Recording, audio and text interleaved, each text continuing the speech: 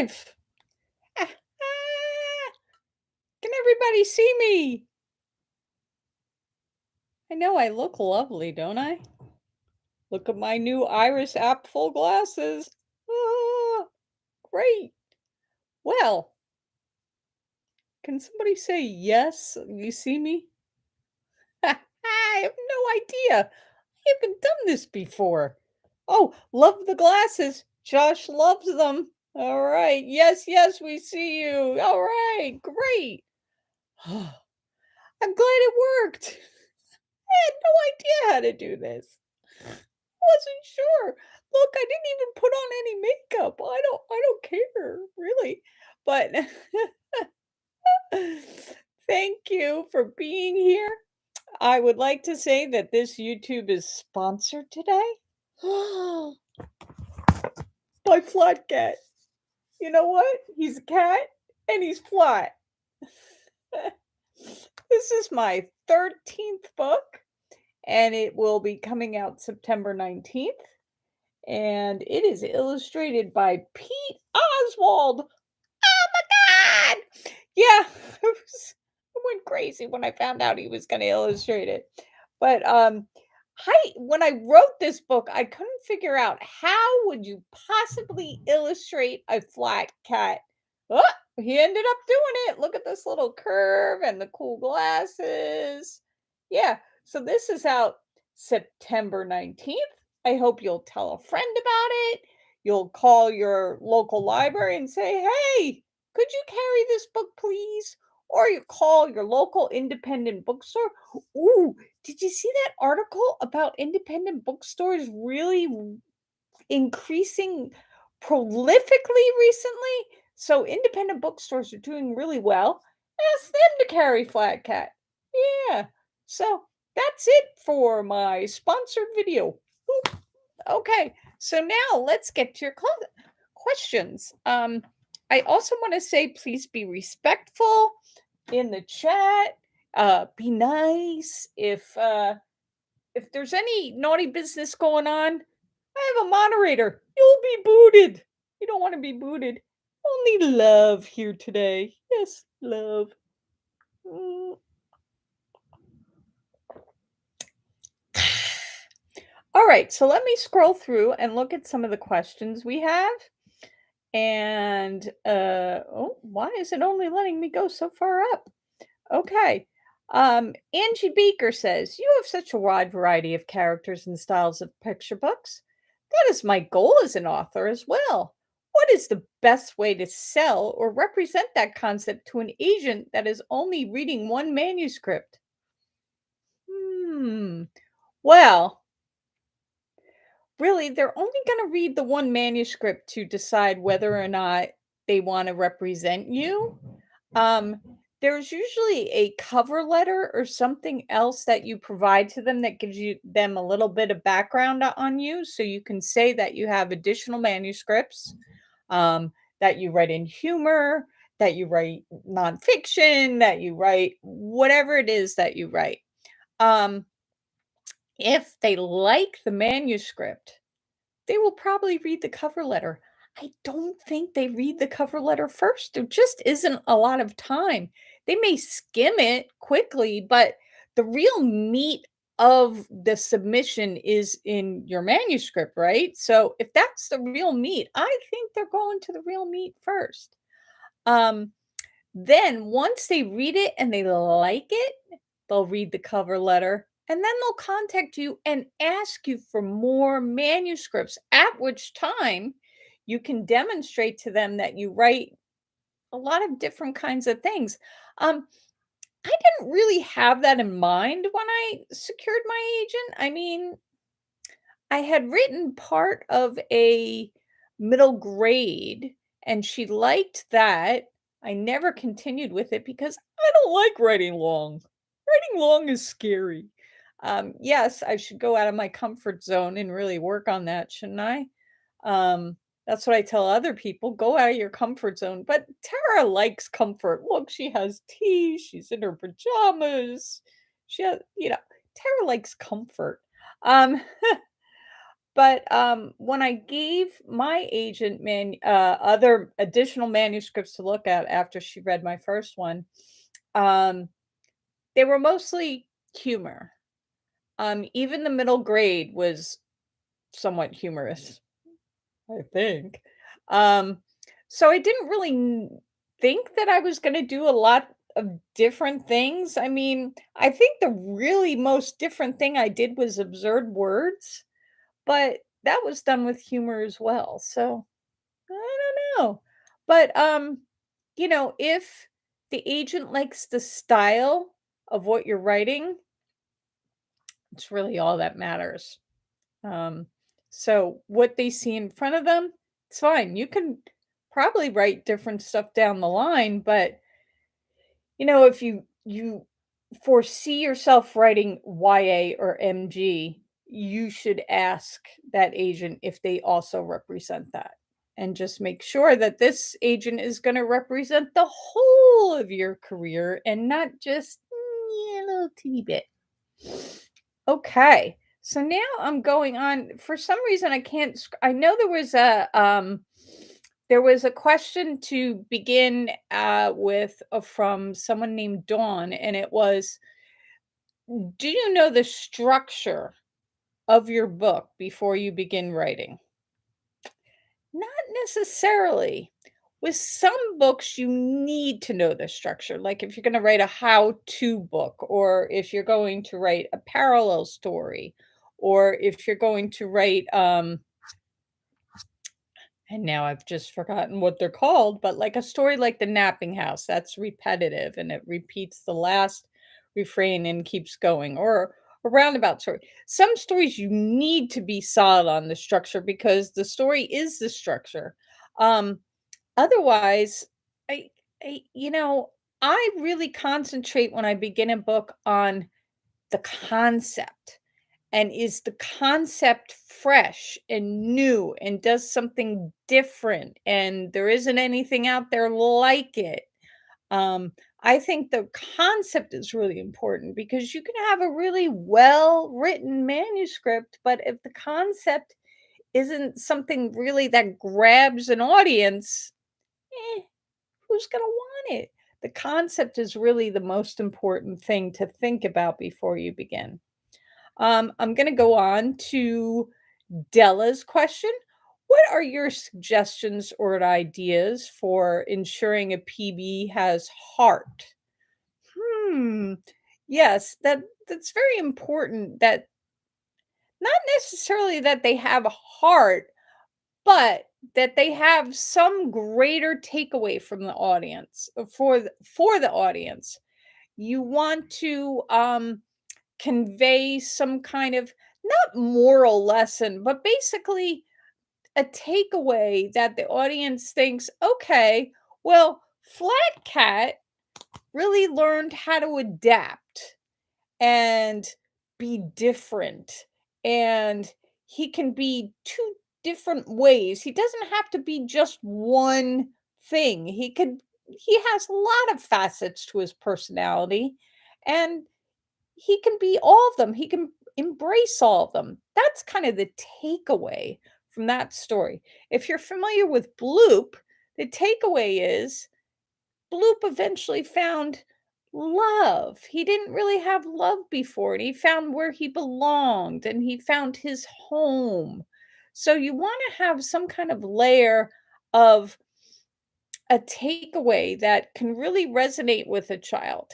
Um, Home, comfort, personality, being yourself, all these things are another layer of your story. Your story has to have something of that in it to get picked up. It can't just be just humor for humor's sake. I have stories like that. Nobody's buying them. Um, they have to have another layer.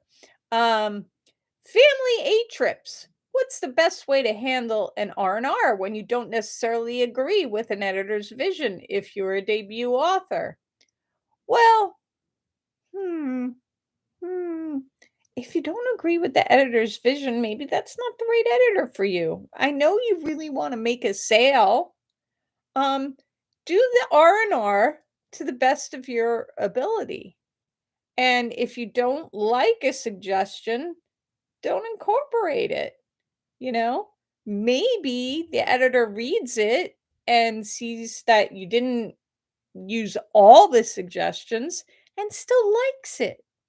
They can still like it. You don't have to tick every single little box. Do you like how sometimes my glasses like reflect and there's like this big halo?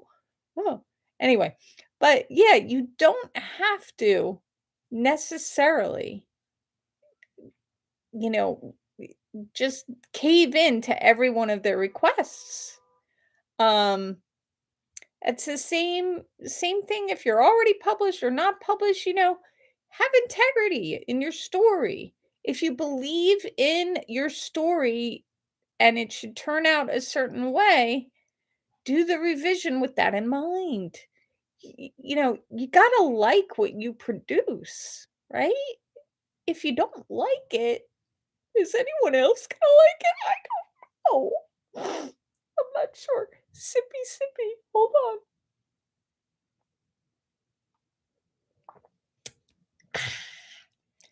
Hi, Tara. You have such a knack for creativity. Oh, thank you. It's so nice from the Burns family. Um, Are there specific picture book theme subjects that you feel are underrepresented in the market? Ugh.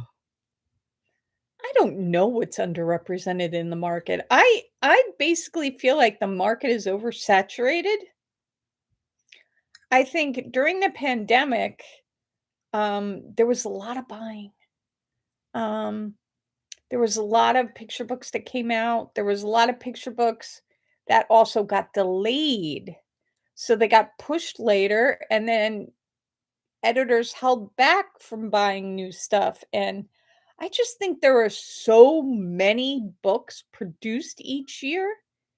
I mm, dare I say I think there's a little too much because it's really hard for one book to get a foothold and sell really well because there's so much choice, right?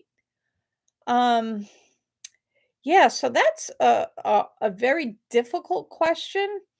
I would say, Burns family, that you take yourself on a regular date to the bookstore.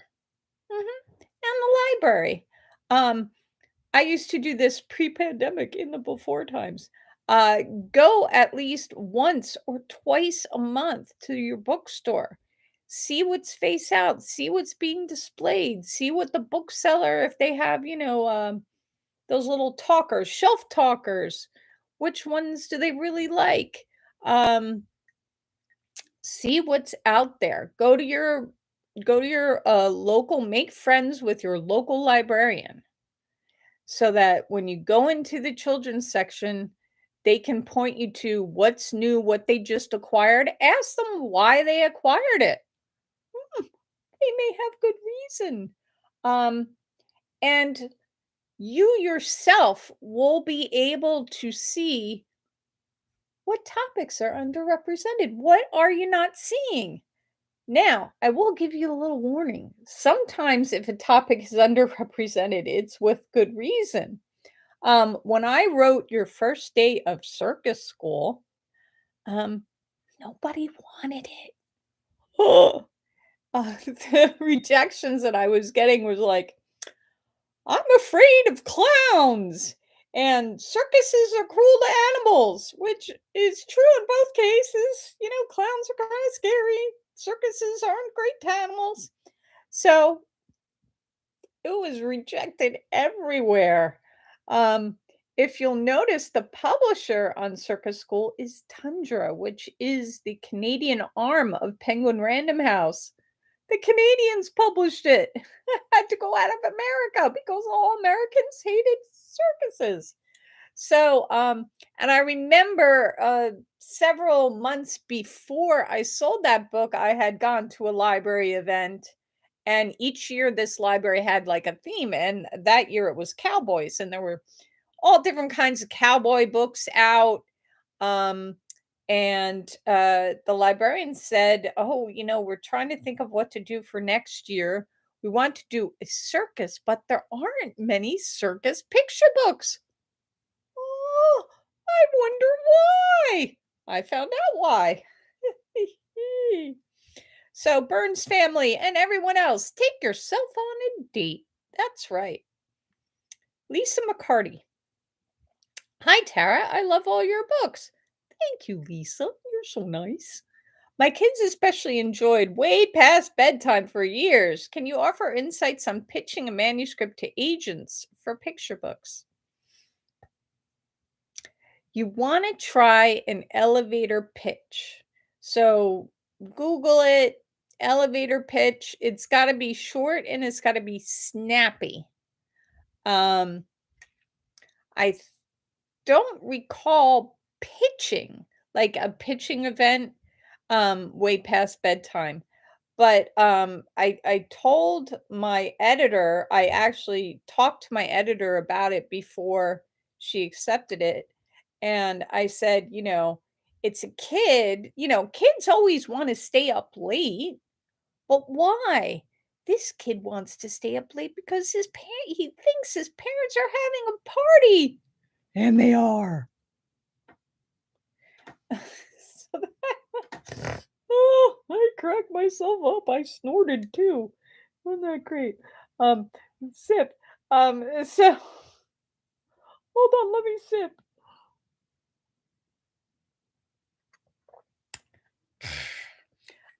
So that's how I pitched it. It's got to be short and snappy, and that's all you need to do.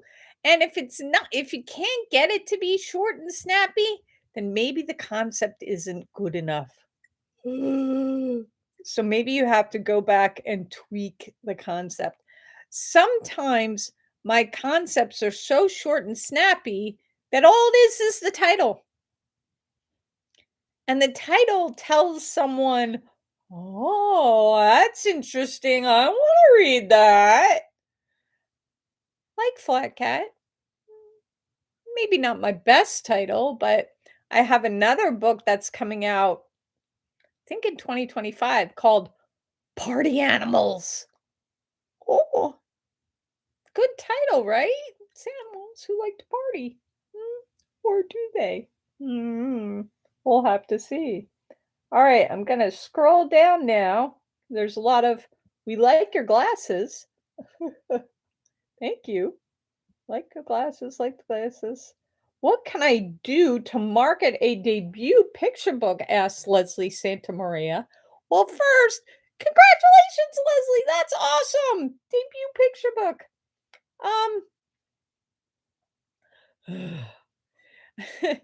Marketing every book is difficult, not just your debut book. Although, yeah, your debut book is hard because maybe your name isn't known. Maybe your illustrator has a bigger name than you have. When I published my first book, The Monstore, I thought, oh, they usually pair debut authors with, seasoned illustrators that people know. No, was a debut illustrator too. He was awesome. James Burks. He's awesome, but he was relatively new too. So that's not necessarily something you can rely on the other person having a name that will propel it. Um well, I mean, there's a lot of online things you can do, like you can Twitter, and now there's Blue Sky and Facebook and YouTube and different kinds of social media. Make sure you're building up your audience. Make sure you're building the right kind of audience also. Um, Teachers and educators, you want to get them on board too because they're very important. Independent booksellers, you want to get them on board. Um, you can do events, but I am going to tell you that events are very hit or miss. It's actually quite depressing sometimes. I don't know. Years and years ago, I posted a photograph of my audience at a Barnes& and Noble event, and it was just a row of empty chairs. Yeah, nobody showed up. Um, nobody really shows up to events, unless you're like a huge name like Mo Willems, and even he doesn't have a huge audience sometimes. So events are very hit or miss. Um, I think your event isn't necessarily the event itself, but I did an event with a bookstore in New Jersey, and they decorated the whole window with my book for a couple of weeks. So that was like free marketing right there. I mean, one family showed up to my event, so I didn't sell a lot of books at the event, but think about it, for a couple of weeks, my book was all over their front window, and it was, downtown, and just, you know, anybody who walked by, ta-da, they got it was like free marketing. So, think about if you're setting up an event, it's not just who turns up for the event, but it's the marketing of the event by the bookstore, um, or the library. Um, you might contact your local paper. Um, I see a lot of uh, self-published people in local papers. Well, if you're published by a traditional publisher, heck yeah, they'd be interested in you. So contact your local papers.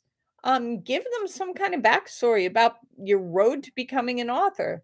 That's great publicity too.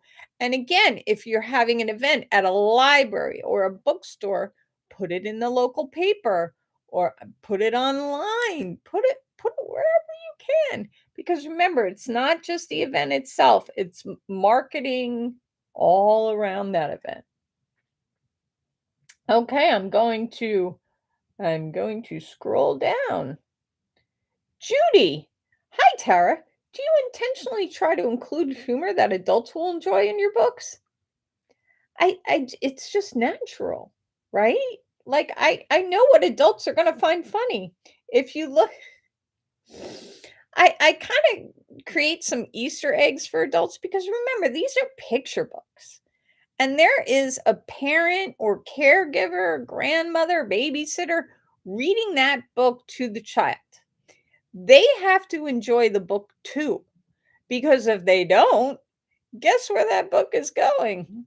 It's going to be buried in the backyard and hidden far away from the child. Yes, there were a few books that my daughters loved. Well, actually, one in particular that my one daughter loved that I couldn't stand reading. I didn't like it at all. And I tried to hide it from her because I didn't want to read it. So that's why I try to include adult humor or something for the adults, like in the uppercase. Um, Private Eye goes to the old abandoned part of the city called Cursive Loop. They're not teaching kids cursive anymore, so that's why I named it Cursive Loop. The kids aren't necessarily going to pick up on that, but the adult reading it should. And he took a train to get there, and if you see the train, it has some, box cars, and the box cars say "in and but," in or but, or and but, whatever. Conjunction junction, what's your function? I did that to remind the adults of conjunction junction. I thought that they would enjoy that. So that's why I usually try to slip a little adult humor in there to make sure that the adults enjoy it, but I don't think it's necessarily conscious on my first draft. It's just kind of like, "Oh, I think that's funny. I'll add that in." And I like humor for kids and adults, so I guess it works. Tara, can you tell us the name of your local indie? Yes, it is The Bookworm in Bernardsville, New Jersey. It is exactly 8 minutes from my house. So if you happen to order a book from The Bookworm at 908-766-4599, look, I remembered the phone number. What is it, 1975? I remember the phone number. So if you call them and order one of my books, you can order it to be personalized and signed. Oh, because I will just drive over there and sign it.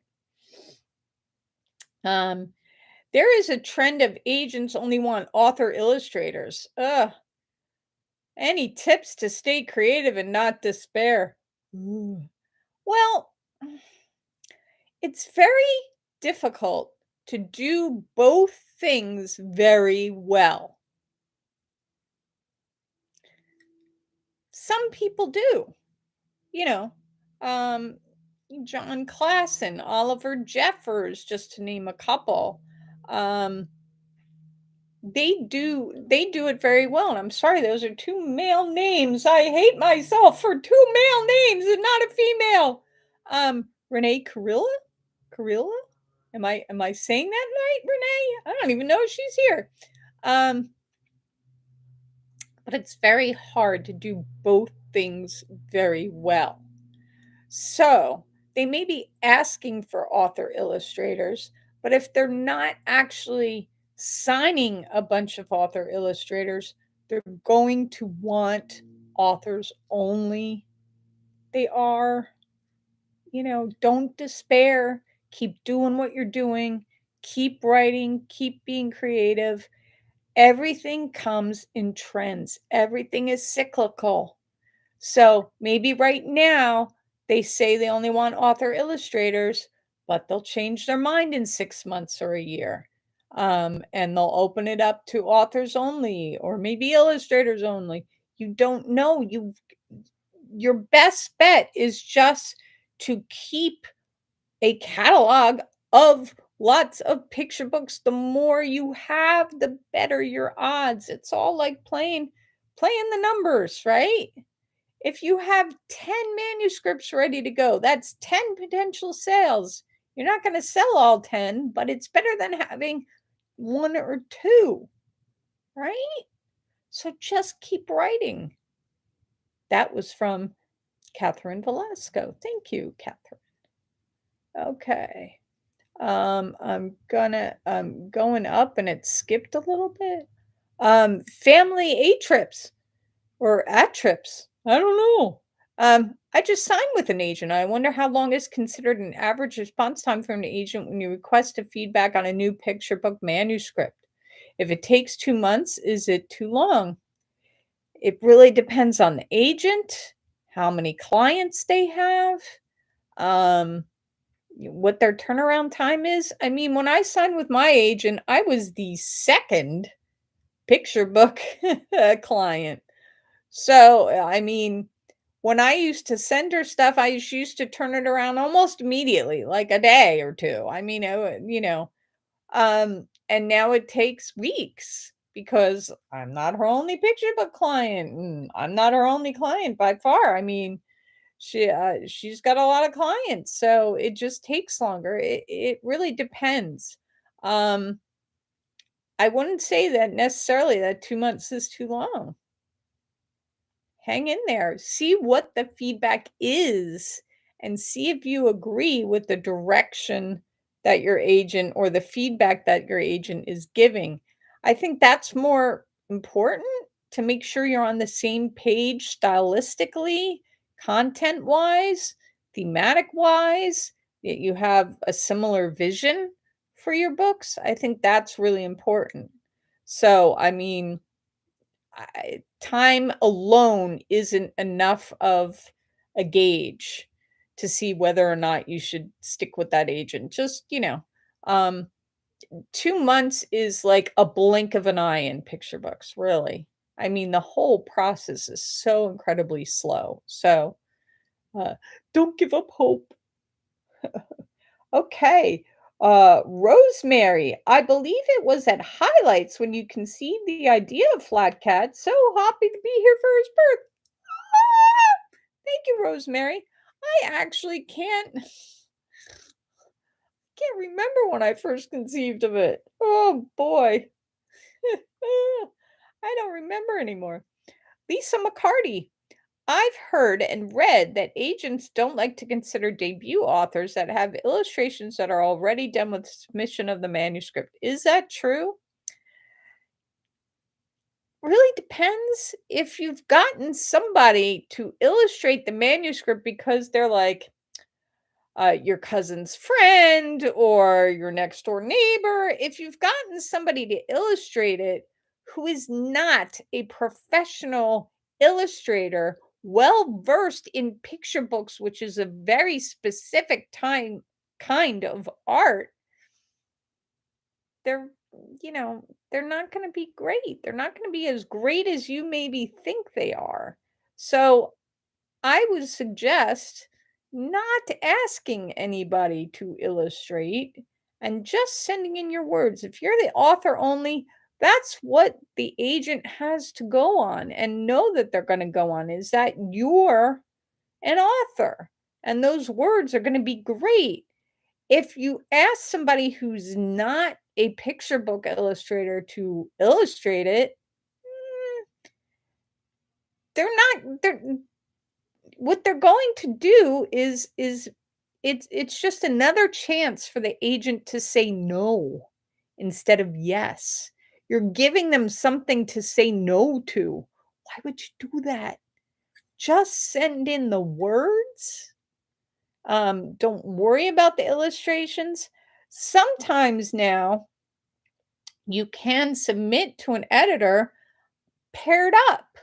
I have a manuscript or 2 that is paired up with an illustrator, but it's a professional illustrator that is agented, that, people know that have produced other books. So it was something that I wanted to do because I felt their style was really matching my vision. So that's why my agent and another agent paired up to do a dual submission. But if you are just looking to secure an agent and you're just an author only, just send in the story. Don't give them another reason to say no. Sending in illustrations isn't the boost that you think it is necessarily, especially if they aren't professional.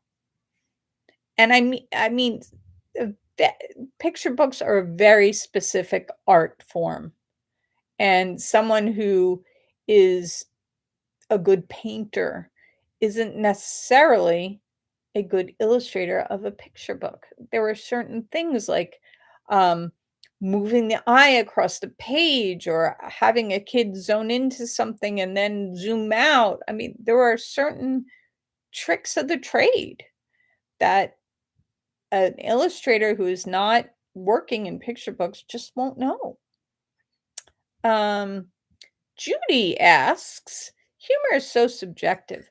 Do you think that makes it harder for a new author to get an agent or publishing contract if their book is humorous rather than a social emotional learning story? That's SEL. Um, I don't necessarily think it's any harder or any easier. I think that social emotional learning, which has been very popular for a subject matter in books lately. I think that trend has hit its peak and is going to start going down.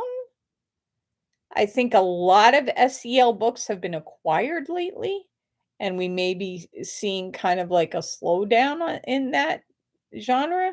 If you see something is really, really popular and you see it a lot in the bookstores and you see it a lot of what have been acquired, whoop, it's circling back around again. So, I think, Judy, that you should write what you wanna write. Don't write to the market or what you think the market is. Write what's in your heart and what you do well. Don't necessarily just write an SEL story because you think that's what sells. Or don't necessarily write a humor story because you think that's what sells. Write what your talent is. Um, I've always been funny. And that is funny in itself to say. No, I haven't always been funny. Maybe I have, I don't know. But, like, writing funny was always something I did. So, I don't I didn't wanna necessarily change who I am, write for who you are. Okay. Kathleen Plucker. Hi, Tara. Love, love, love Little Red Gliding Hood. I do too. When I go to school visits, that's usually what I read. I love it so much. I do the voices. Hey, come back here, cried the wolf. Yeah, I do voices and everything. When do I know it's time to submit a query to a prospective agent? Any thoughts on using Query Tracker? Well, when I got my agent, Query Tracker was either really, really new or didn't even exist.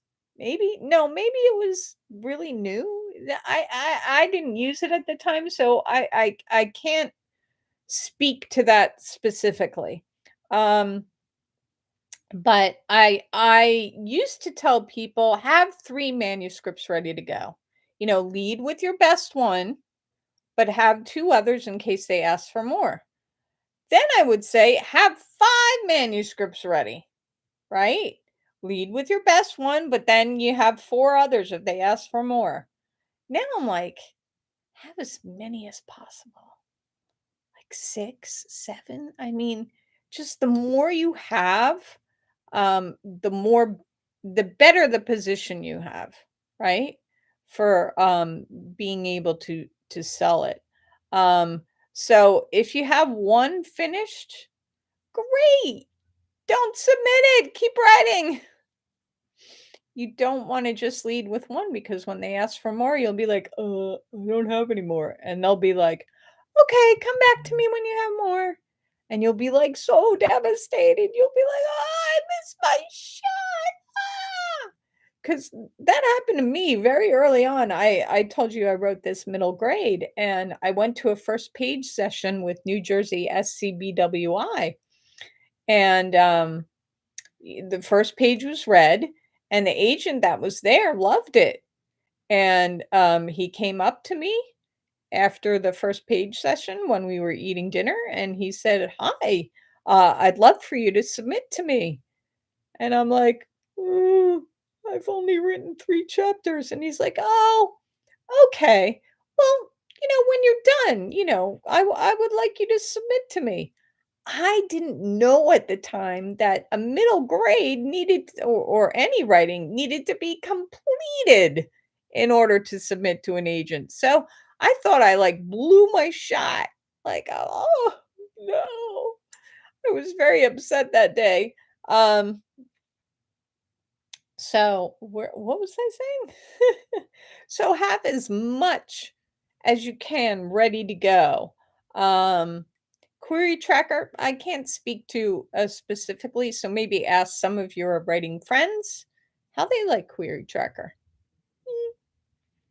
Um, they are a professional illustrator with picture book experience. Lisa, that's great.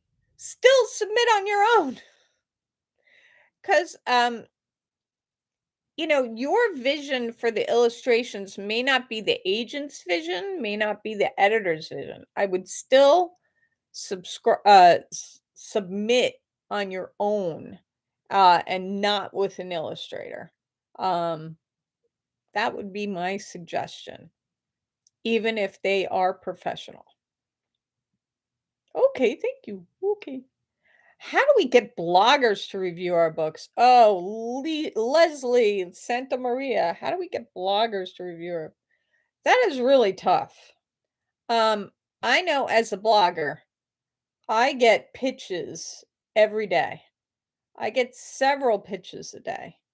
And usually I say yes because I like people and I want to feature them on my blog. But I will tell you, I've been sick all summer with some kind of weird virus that keeps returning. Um, so like for like 2 or 3 months, I've just been ignoring my email and the pitches that come in. Um, if you're not on top of the pitches all the time, um, it gets overwhelming. Like I'm overwhelmed with my blog. I have to send apologies to be I'm sorry. Yeah, I want to feature you. I can't do it right now. It's hard. Maintaining a blog is a job just like writing picture books is a job. Um, you can email bloggers and just pitch them and say, I have this new book. Make sure you understand that blogger's audience. I get pitches all the time for people who do not understand my audience at all. And it's not people with picture books, they understand who I am, but it's just like companies that are like, "Oh, would you talk about our product? It's a gutter leaf protector so leaves don't go into your gutter." And I'm like, "What the hell, man?" Excuse me, I cursed. I'm like, my audience isn't gonna be interested in that. Like you obviously do not know my audience. So make sure you know the blogger's audience and that what you are pitching will appeal to them because that's what the blogger is trying to do is trying to appeal to their audience. So write the pitch from the blogger's perspective. I get so many pitches that begin, "I am thrilled to tell you," or "I am thrilled to announce." Yeah, you're thrilled because it's your project, but why should I be thrilled? You gotta thrill me because I'm the blogger who's going to be featuring it, right? Right. So make sure you're writing it from the blogger's perspective, their audience's perspective, and just send out some emails and just ask. It doesn't hurt to ask, right? Right. Um, okay. All right, Lisa, you understand what I'm saying. Okay, great. Kathleen, oh no, Dawn Byrne, do you have a critique group you meet with regularly? I do. Haven't met regularly with them over the summer though, because I've been so sick and tired and just fatigued and so yeah, I think that's really important. Get a critique group, meet with them regularly. And you don't have to just read manuscripts with them. You can bounce ideas off their heads, say, I've been thinking about writing about this, but I think it's missing this. What do you think? Talk to one another. You know, it doesn't have to be in person. It could be over video. Like my critique group is all over the nation, the United States. Somebody's out in San Diego, somebody's in New York, so I'm in New Jersey. You know, we're all over the place. So, I mean, Zoom is great or Skype or whatever we got in order to connect with one another. Um, I like talking things out. I do better when I talk things out as opposed to just writing comments. Even when my editors send me comments that are written on things that I should revise, I request a phone call so we can talk through it. So I want to make sure I understand the motivation behind what they're asking me to do. So I always want to talk it out. So yeah, critique group is great. Gutter leaf protectors. Yes, I know. I get the weirdest pitches. I was like, "Oh, what did you even read my book?" And it's like they fill in the blanks. So like, "Dear Tara," that's the blank they filled in. "We love your blog. We've read your article on blah blah blah and we think it's really great." Like it's so like generic and then they go into the pitch for like leaf gutter protectors. I can't think of anything as funny. Hold on.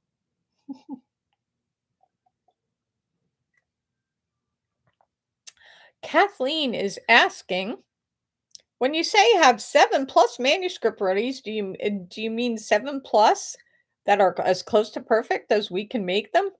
Yes, that's what I mean. I mean, maybe 7 is being excessive. 5 or 6, I think that's really um, a magic number. Don't make it 3.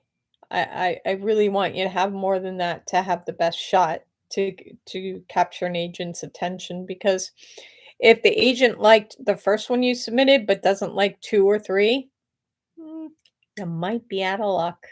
I'm sorry. Mm. Okay. Lisa McCarty, What are your thoughts on self-publishing a debut picture book if I don't find an agent? Okay, these are I can only be honest, okay? I'm like one of these I'm honest to a fault people. I've always been honest to a fault. Um, I don't think you should self-publish a picture book. I know. It's easier to get it published, right? Because you could self-publish it and you obviously know a professional illustrator and yeah, that's great. But it's a lot harder to actually sell it. Yeah, bookstores aren't gonna take it. Maybe your local bookstore will. Libraries aren't gonna take it. Maybe your local library will, but that's it. You're not gonna get nationwide. You're not gonna get across the globe. Nobody in Australia is gonna pick it up. Not that that's so important, but just saying. Um, I've seen some successful picture books on Amazon because they have very high ratings, but those are typically by an author illustrator and they have paid for sponsorship so that when you do a search, it comes up first in the searches and, you know, so you have to shell out a lot of money to make that happen. And that's just, marketing it and advertising it. And that's not even the money you have to shell out to get it printed and published. Um, so you're spending a lot of your own money. If you have unlimited income, why not? But it's just it's hard to sell a traditionally published picture book. It's about 100 times harder to sell a self-published picture book. I'm just saying, it's real easy to get it published, but it's a lot harder to sell. And what do you want to do? You want to sell it. You want readers. Authors want readers. Yeah, and so it'll be very, very difficult to reach them. Um, what if like my blog has like 15,000 subscribers or something like that? I would reach maybe 15,000 people. How many people actually open the emails of my blog? I don't know, like a very small percentage. Um, so even I, with an already built-in audience, I would not self-publish a picture book. I just wouldn't do it because it's very hard to sell it. Hmm. Okay, as a follow-up question to your advice to avoid humor for humor's sake, do they need an SEL component or would an added layer of, say, letter writing or a bedtime story be enough of an added element? There has to be some kind of bigger takeaway.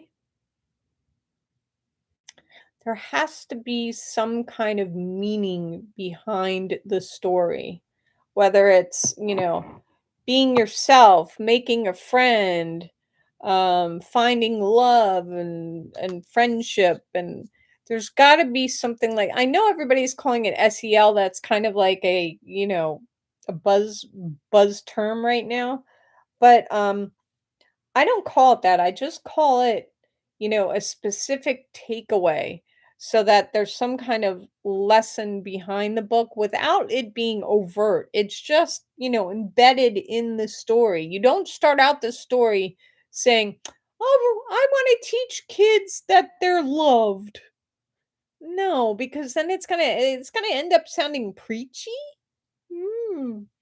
Um, Certain things are great, like letter writing, because that's something they do in schools. So your book can be used a lot in schools to teach letter writing. There are some things that are more of a hook. So letter writing, I'd say, would be a hook, but your story has to have meaning.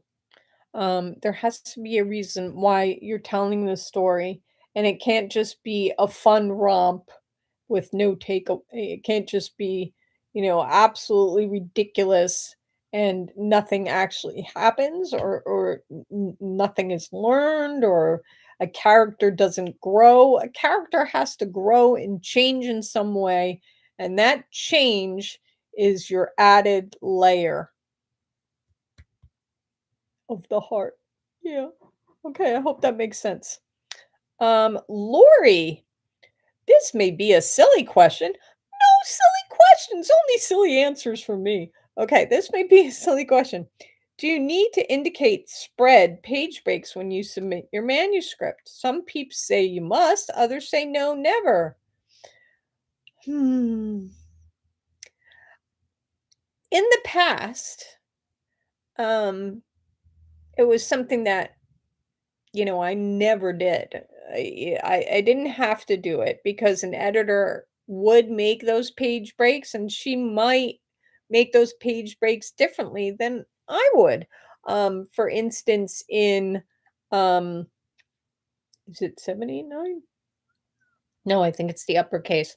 In the uppercase, there was one spread where it's all the punctuation marks. Like the period was directing traffic, comma was dividing her time on a huge list of things. Ampersand was minding his P's and Q's.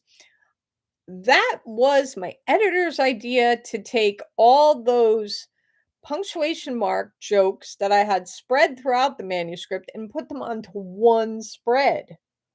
Oh, genius! So I never marked my page breaks. Now, I've heard recently that some people who accept submissions, some agents and some editors now prefer it if you put page breaks in. Um, I would say it's not going to kill or make your project accepted.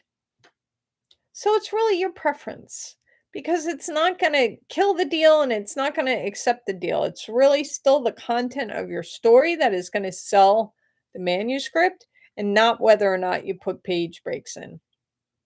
So I would say it's a preference. Okay. Thank you for your candor. I really appreciate it. Oh, you're welcome. Um, these answers were so helpful. Thank you. Do you have an editing secret to decrease word count? Catherine Velasco. Catherine, I do. Keep writing new manuscripts. When I first started, my manuscripts were like 1,500 words, 1,200 words. But as I wrote more and more manuscripts, I learned what information I needed to include and what I didn't need to include. Because remember, right? If half our manuscript, I'm going to put this down and open up something in Flatcat. Half our manuscript is pictures. So we don't need to say everything. And I think you only learn what you need to say and what you don't need to say through practice. Um, read a lot of picture books, write a lot of new stories. So with each story I wrote, the word count came down. So I may have started with 1,500 words and then 1,200, and then I was soon writing, under 1,000, woohoo! And then like 900, and then like 800, 7, 6, 5. And now I can write a first draft, and it's usually around 400 words. And it just keeps coming down because I learn more and more what needs to be included and what doesn't. So I'm going to just flip to a particular page in Flatcat where the only words I said were here, here, and there. Like I didn't say in the bookcase. I didn't say hanging on the towel rack.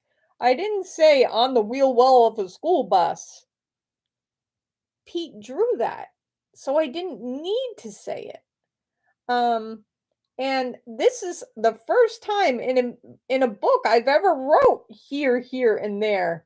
I think I was afraid to, because I'm like, oh, it doesn't have any personality, but it does because Pete added. I'm gonna sit up a little bit there, because Pete added the pictures. So, that's just one instance, but also not only the pictures, but just, my language has gotten shorter. Um, and recently my agent said to me, "Can you tighten this up?" I wrote a manuscript that has a very specific voice, like a southern voice. And she's like, "Oh, you need to tighten this up." And I'm like, "Oh my God, how am I going to tighten this up? This is the voice." And I realized I could tighten it up. Yeah. Um, certain words were, just a little too much, a little superfluous. So, it's really practice of writing new stuff. I see a lot of new writers that spend time on one manuscript and stay focused on that one story for a long time, maybe sometimes years. And they don't write anything new. They keep tweaking a word or two here or there, or like a scene or what have you. They work on that one manuscript. That doesn't get you where you need to be. You got to write new stories. I want you coming up with ideas, right? I want you. I suggest you very, very fervently that you come up with new ideas all the time so you have new things to write, because writing a new manuscript is going to teach you more about writing picture books than tweaking one story repeatedly. Don't make that mistake. Move on. Write new stuff. The most important thing you can do is write new stuff, because if one thing doesn't sell, you've got something else that's ready to sell. Okay. Hold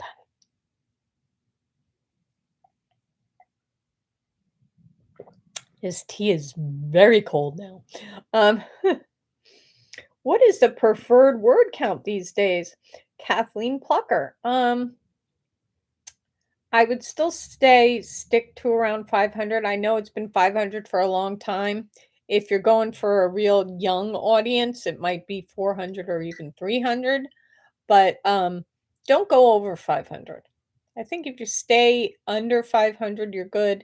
But again, it depends on the story. If you have 600 words and an agent or an editor really loves the story, it don't really matter all that much. So don't be too much of a stickler for it. Really, concentrate on, is this all the words that the story needs? Can I cut out a scene that I don't need? Do I need to add a scene or another beat to the story? Really pay attention to the story itself, and don't get too crazy about the word count. Because if it's a good story, I don't think if it's 600, somebody's going to reject it outright. Hmm, or 700 even. 700 getting a little long. Try to stay under that. Okay, let's see. Um, Judy Sobiansky. I've been told a picture book should have at least 5 or more hooks to be marketable.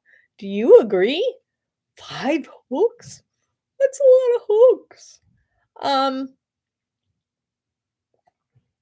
I don't know if I agree with that or not. One really good hook might be all you need. 5, maybe it's, you add them together as to how mm, hooky the hook is. I don't know. I don't know if I agree with that, Judy. Um, yeah. Tara, family 8 trips again, or 8 at trips, or I don't know. Do you take trips that are A-level quality? I don't know. Tara, how long does it usually take for you to write a picture book from a first draft to a finished story? Oh, it varies greatly. Sometimes I have a great idea and I let that idea marinate for a very long time. It could be weeks, it could be months, it could be years. So I consider it I've begun writing when I come up with the concept, even though maybe I don't have a lot of words on the page. Then once I get all the concept really solidified up here, it could come out very quickly. It could come out in a day or two. But it's been incubating for a while, you know? So it's really hard to say, but I will say that the ones that kind of when I do start to write, the ones that kind of spill out quickly, those are the ones that usually sell. Hmm, there's something about it. And if you listen to other art forms like songwriting, I've heard a lot of songwriters say, "Oh, I just, I did it in like 2 hours." And it was like a smash hit. Like the smash hits seem to come out fast and quickly and well first time. I don't know. There's something there's something magical about the things that just spill out of you rather than the stuff that you slave on for months and years and a long time. But, starts with concept and it starts with marinating that concept. Um, and I only sit down to write once I'm sure that I've kind of worked through the concept in my head. And sometimes it's subconscious, or sometimes I get great ideas. In 789, I hope I'm not spoiling this for anyone. Six really turns out to be the number nine because six, you flip it upside down, it's nine, right? I thought of this while I was emptying the dishwasher. I wasn't actively writing or thinking about it. I was doing something rote that I do a lot that you don't really have to think about emptying the dishwasher when you're doing it. Same thing with taking a shower or folding laundry. Um, that concept just came to me that, oh, six is really nine. It comes out, when you're not really thinking about it. Oh, okay. Going to Judy. For that spread and flat cat, did you give Pete an art note for the here, there, and there? I did not. At least I think so.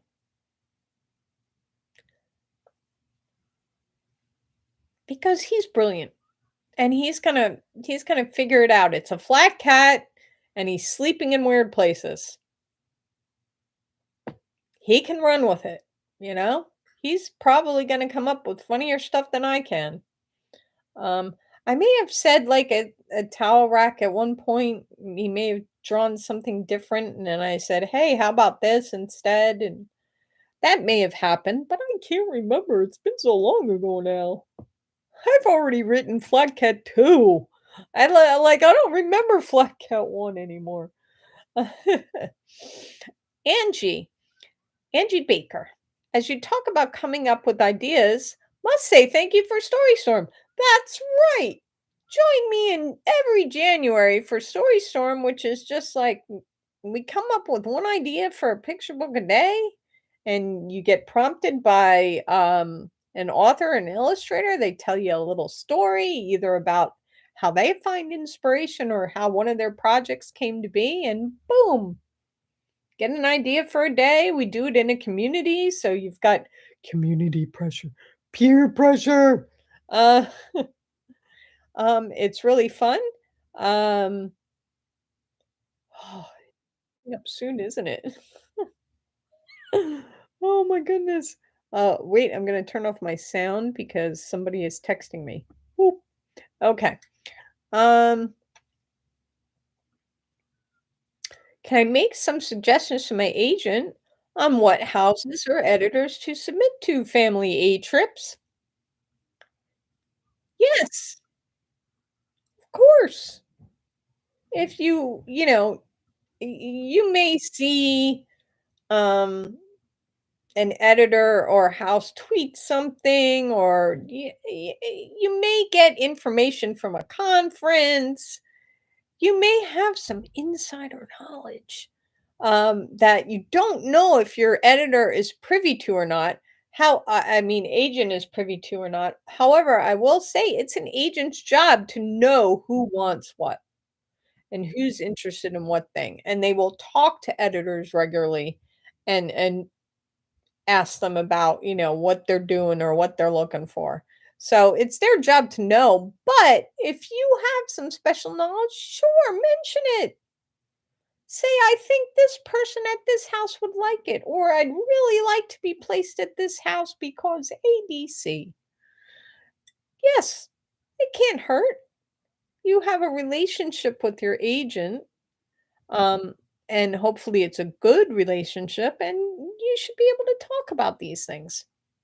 Hmm. Okay, Lisa McCarty. Agree on writing new things. Good point. What are your thoughts on resubmitting to agents that have already said no with a new project? Hmm, That's what I would recommend. They're gonna know if they said no to something they're reading. Like they're going to remember that they've read it before or they've seen it before. So go to an agent with a new project. You can certainly resubmit if you've got a new project. I wouldn't resubmit the same project unless it's had significant revision. And I mean significant. So it's almost a totally different story. Um, yeah. So I think you can resubmit. I would suggest a new project. Allison Magali, I love the sneak peeks into Flat Cat. Oh, thank you. Thanks so much for all the wisdom and humor. You're welcome. Dilla, earlier in the chat, Catherine Velasco asked if we could see your favorite page of Flat Cat. Oh, I didn't see that. Please, I was wondering the same thing, so I'm posting. Okay. Let's see. What's my favorite spread? I love the end papers. Look at the end papers. Aren't they adorable? So cute. So cute. My favorite spread of Flat Cat. I haven't even really thought about that, but this one's pretty good.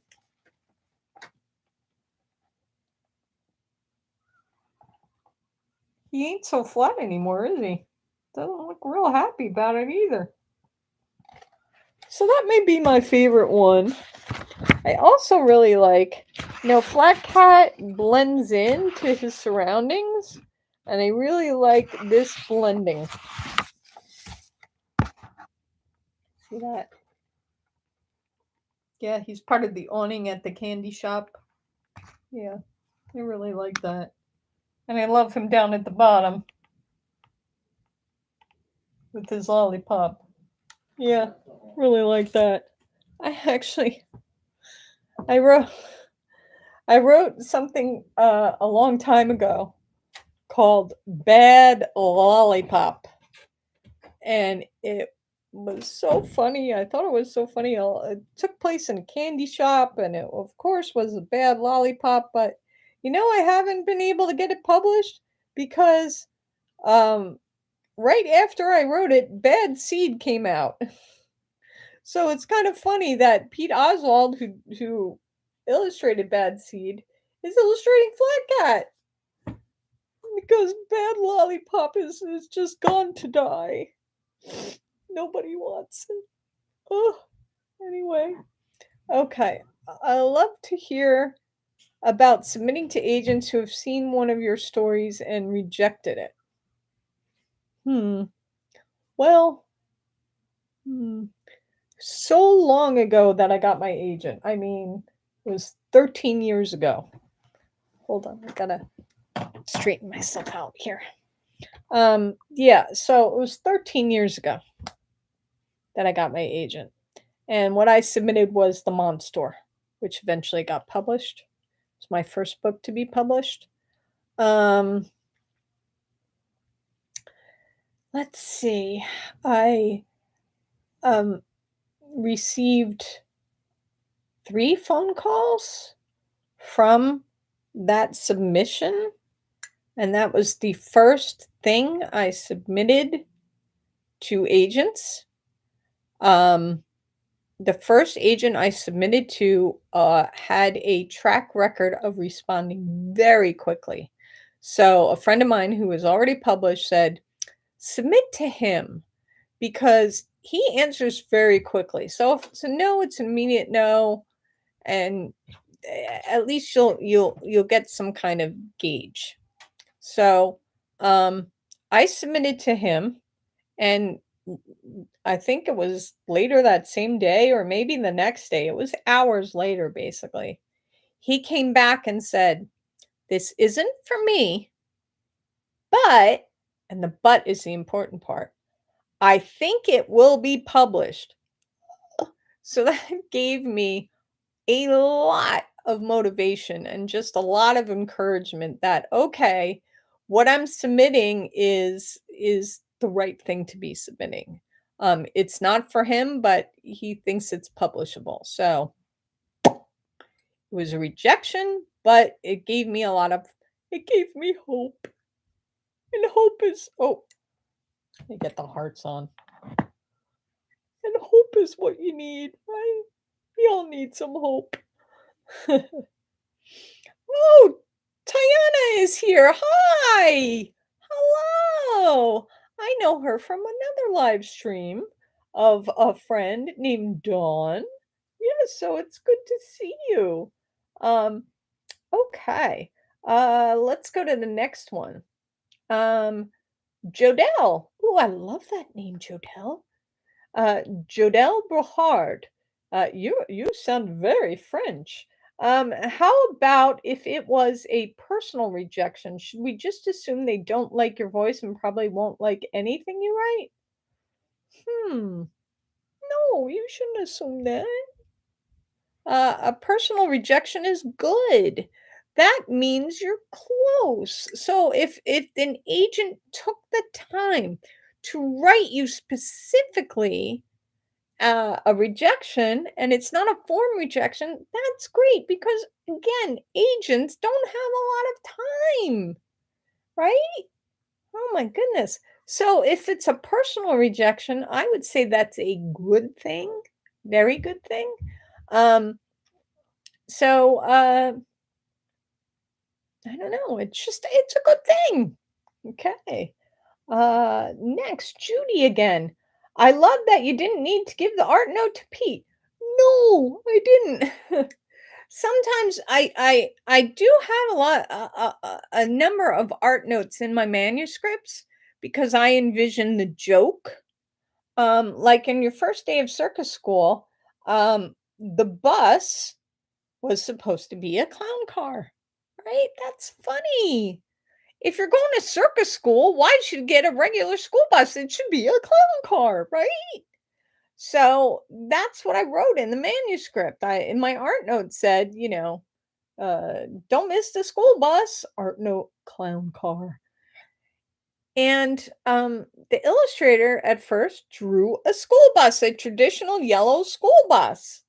And I was like, no, no, that's not funny. What's funny is the clown car. And I had to reiterate it. Maybe the editor stripped my art notes out before she gave it to the illustrator. I don't know. Sometimes they do. Um, but I don't know. But I had to, reiterate that the joke is that the school bus is a clown car. Oh, okay. How do I join for Story Storm? Lisa McCarty is asking.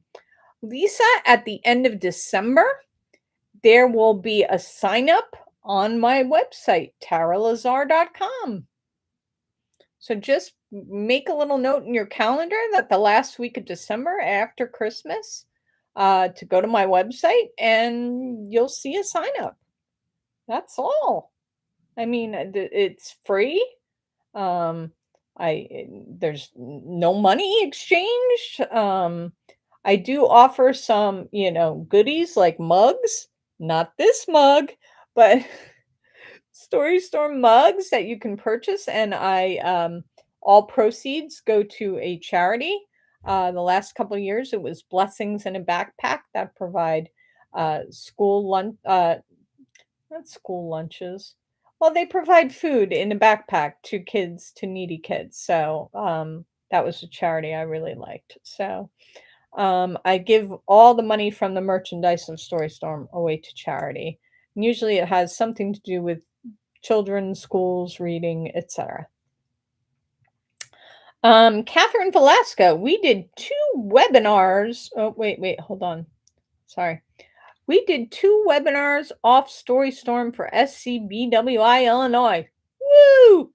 Natalie Rompella talked about writing tough topics, and we played with words. Thank you. That's awesome. Is my cat here? My cat might be here. My door opened, and it's usually my cat. Phoebe! Phoebe! Can't see her. Okay, going down. Yes, it is a pretty palette for Flat Cat, isn't it? It's like purple, turquoise, and yellow and white. It's really pretty. I hope it looks nice in the bookstores. I don't look really pretty today, but Flat Cat does. I snorted again. Okay. Let's see. Oh, Dawn is here. Hi, Dawn. Hello. And my friend Dawn who does live vintage jewelry auctions. Like if you're into vintage jewelry, you got to check out Hudson Vintage. She is just the best. And she's in New Jersey. Oh, like me. Woohoo! See, there's a vintage piece of jewelry. It's a sterling silver and coral ring. Isn't that cool? Look at it. It is really neat. Okay. And this isn't vintage, but it looks vintage. It's a Swarovski crystal ring with sterling silver. Ta-da. I wear it instead of my wedding ring because my wedding ring is Edwardian platinum, diamond, and sapphire and very expensive, and I'm nervous to wear it. And yeah, so I wear this instead. How stupid is that? Really, Tara? Really? Okay. Okay, Lisa McCarty. Wow, I would not thought that a personal rejection is positive. It is, Lisa. They are taking the time to write to you specifically and not just sticking a form rejection in an envelope and sending it off. I have had a few of those on my current book, and that makes me feel more hopeful. Well, good, Lisa. You should feel hopeful. Cheers to you. Very good. Edgar is a flat cat. Yes, Dawn has. Dawn one time she made a little YouTube short of her cat Edgar, and she said, "Look, this is the flattest cat on the internet." I'm like, "No, I have the flattest cat on the internet." Oh. Okay. Dawn, Byrne, do you think agents and editors prefer author illustrators to author submissions? Eh, I don't necessarily think so. Um, I mean, if you're submitting something both with writing and with illustrators, that's 2 things they have to reject instead of just 1. Huh. So if you just write a story and they reject the story, okay, that's one thing, but if you give them 2 things, that's 2 things to not like. They may like the story, but not like the illustrations or vice versa. They may like the illustrations and not the story. Um, I think agents like it because they, instead of splitting the royalties, 5% goes to the author, 5% goes to an illustrator. So your agent is getting 15% of that 5%. It's better to get 15% of 10%. They're representing somebody who does both. So that's why agents like it because it's just a little bit more lucrative for them. Um, but again, I don't necessarily think you have to be because it's more to reject, right? You're giving them more reason to say no. Okay. Family 8 trips again. I'm just like, you're like my travel destination, family 8 trips. How did you come up with the idea for Flat Cat? Um, Again, I get an idea for a book. Oh, I'm gonna put this mug down over here. Bring up my phone. Um, when I get an I oh, it's upside down. When I get an idea, I go to my notes application and I write it down in my notes. Now, this just happens to be a list of more absurd words if I want to write another absurd word book, but your notes application in your phone. Do you have your phone with you all the time? You do? Wow. You must be living in 2023. Um, I just put down my ideas in my phone and I come back to it every once in a while and see if those ideas spark something in me. Um okay, so one of my ideas, Frozen Charlotte. There is a Frozen Charlotte was a little porcelain doll. Oh, now I'm forgetting the story. It was a little porcelain doll that they put in something in England, the UK.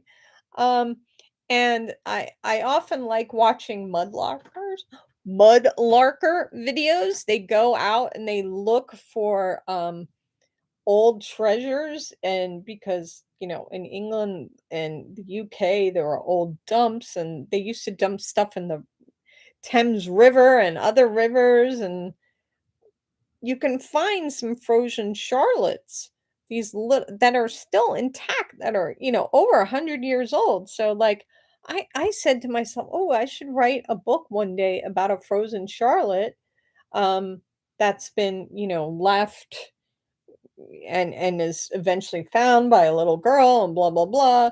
So that's an idea for that. Has more things about this concept struck me? No, they haven't. So I haven't written that one.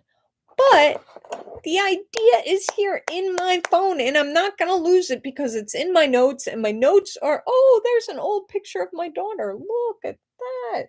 Wow, she's 16 now and she looks nothing like that. Anyway, I love when phones give you an old picture. Um, so what was I saying? I was saying something. Um, yeah, so your ideas are in the notes, and if you save them to the cloud, you never lose them. Do not write them on pieces of paper and leave those pieces of paper around your house to get lost or worse yet, thrown out. You don't want to throw those ideas out.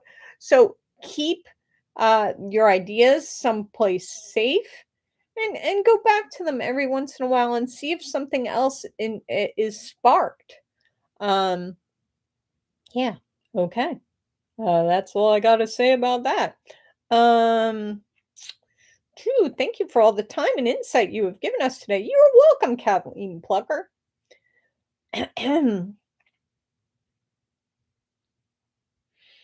Yeah, author illustrators only. It's really the author illustrator only is really a matter of financials. If you've got a good story, I'd still submit it.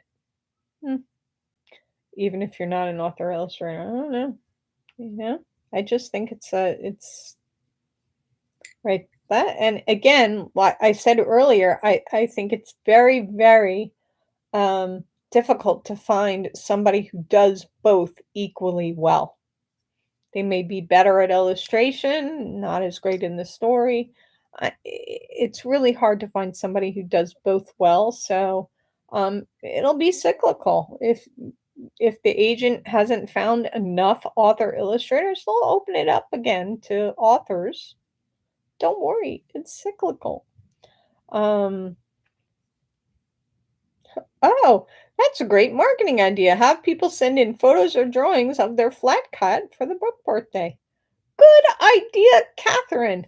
When Bloop came out, I did with Mike Bolt a contest. Send in a picture of your dog with, a copy of Bloop, and then we picked random winners, and Mike Bolt bloopified that dog. He drew that dog in the Bloop style, and it was really cool. So maybe we can do the same thing for Flat Cat. I don't know because Pete is really, really busy. So I'm not sure if that'll work. I haven't even talking. What kind of English am I using? I haven't even talked to Pete yet. So I don't know. I'll get in touch. Let's see. Catherine Velasco, an editor told me that they set aside 10,000 to an author, but more for a popular illustrator. That's true. It's very true, Catherine. Um, an illustrator almost always gets a bigger advance than the author because it's just a lot more work. We wrote the story and the story's already done.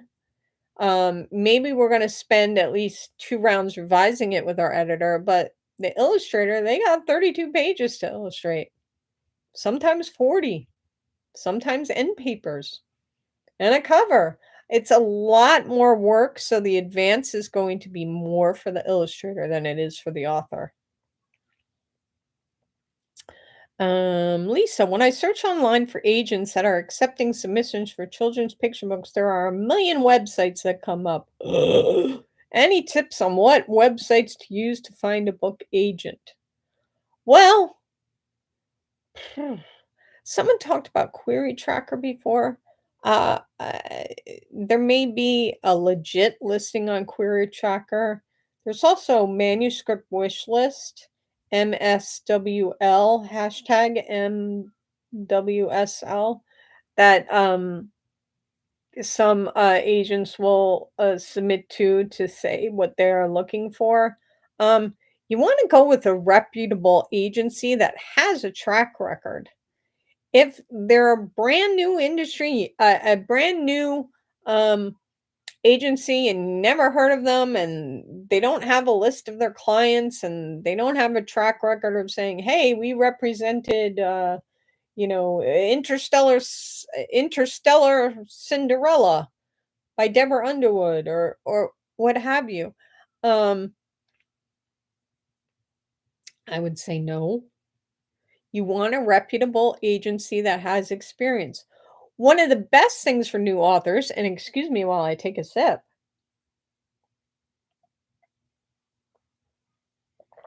of my very cold tea with all the sugar on the bottom because somebody didn't stir it well. Anyway, um, what's really great is a new agent or associate agent, intern agent at a reputable agency. Hmm. Because that new agent is being mentored by experienced agents. So they're just not somebody new just starting up their whole agency, willy-nilly, and they haven't really been agenting.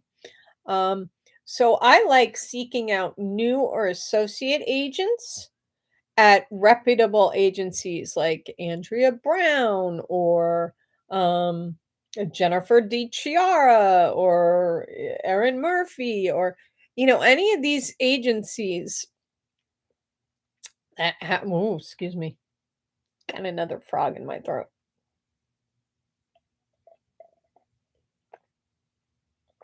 So that's what I recommend. Seek out newish agents at established agencies. Okay. Ba, ba, ba, ba, ba, ba. Manuscript wish list. That's right, Catherine. MSWL. SCBWI, the book. Yes, that's also a very good.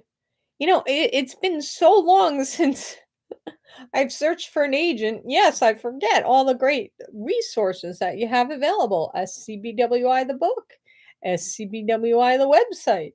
Um, Other friends, writing friends, recommendations from others. Yeah, do all that. Go to SCBWI events. Um, I would say go to the Rutgers University on Children's Literature conference, but sorry, submissions are closed for that. Um, all right. I mean, I got my agent in 2010. I've been with her 13 years, which is a really long time, which is great. We're very compatible. It's like a marriage. We've been married for 13 years. Isn't that lovely? Um, so it's been a long time since I've had to search for an agent, so I'm not as on top of all the agent searching things as I used to be. Okay, where did you figure skate as a child? I skated in Memphis, Tennessee. I grew up in a town called West Orange, which is in New Jersey. And in West Orange was an arena called South Mountain Arena. It's not called that anymore. They named it after some local politician. Oh. Um, but it's where the Devils used to have their practice home, the New Jersey Devils. There were two rinks there. There weren't 2 rinks when I was a little child, and the second rink came later. My brother was on the West Orange hockey team. Oh, this is a funny story. His coach didn't know how to skate. His hockey coach didn't know how to skate. So when he would coach them, he would get on the ice and he would use a hockey stick to hold himself up. So his nickname was Tripod. That's hilarious. Oh my god. And that same hockey coach, when he retired, he happened to move next door to my aunt and uncle in South Carolina. What are the odds of that? Not good odds. All right, now I need water. Please keep the questions coming while I take a water break.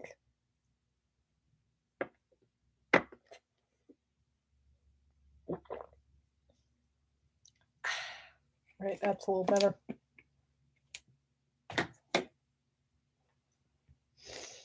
I know, Kathleen, that is wild, right? He moved next door to my aunt and uncle. That is so weird. Um, just a total coincidence. All right, did I get to everybody's questions?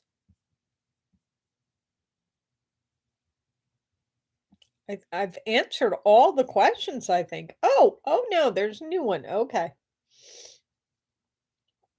Hi, Tara from Julie Banta.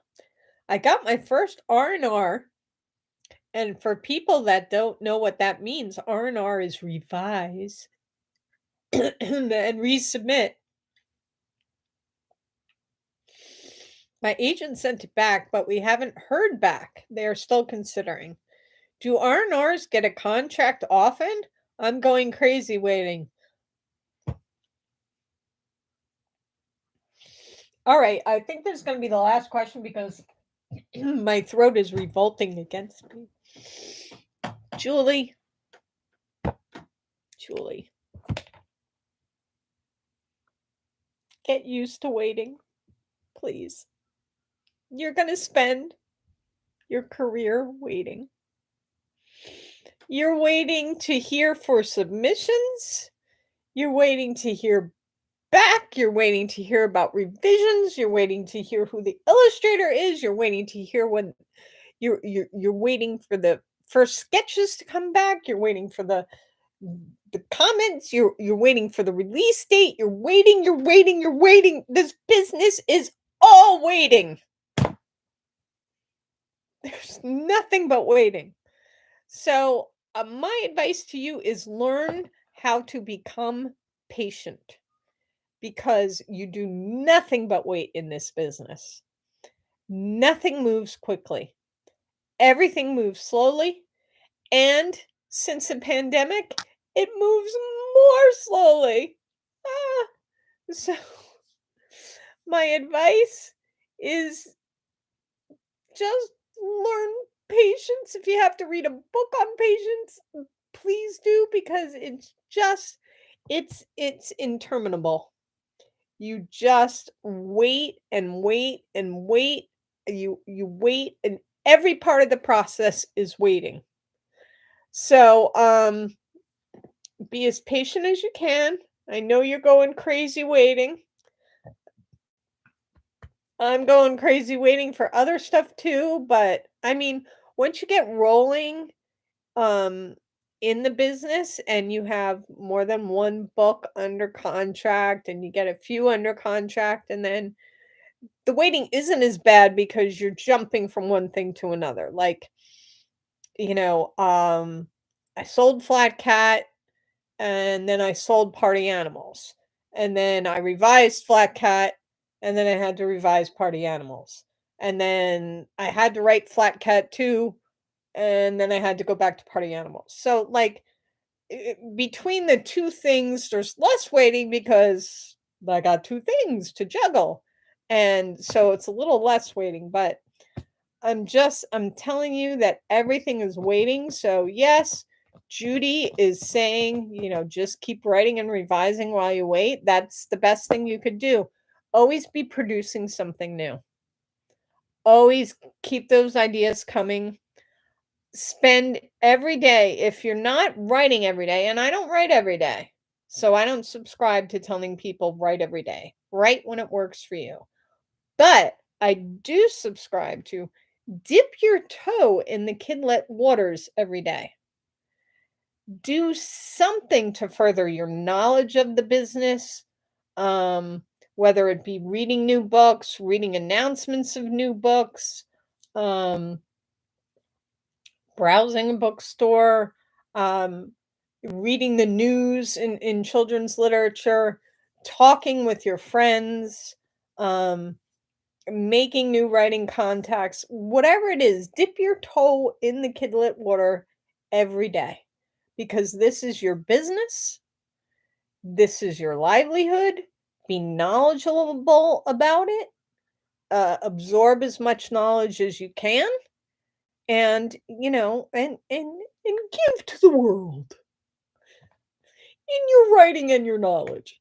But you want to keep busy every day with doing something new, um, or else the wait is just the waiting is like Tom Petty, the waiting is the hardest part.